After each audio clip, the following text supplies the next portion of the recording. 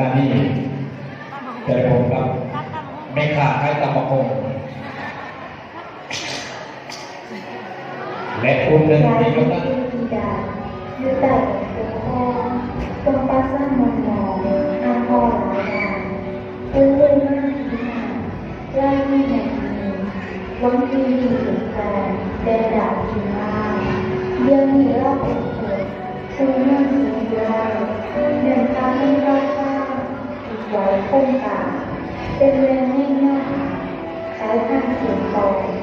ตรงป้าสร้างหลอกหลอกสามชื่อสามขอหมอบลงอย่างนี้ไม่ไล่คือหอมหายก็ทำใจกันได้ทำข้อใจเกิดไม่มีใจไม่เดียวการนั่งขัดเลยเป็นคำว่าหลังนี่แหละอย่างไรทำ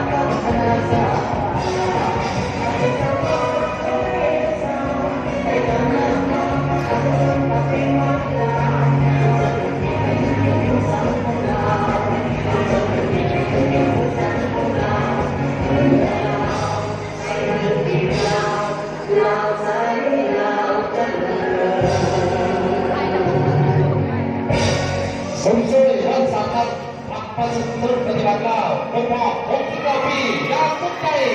ต้องเจอ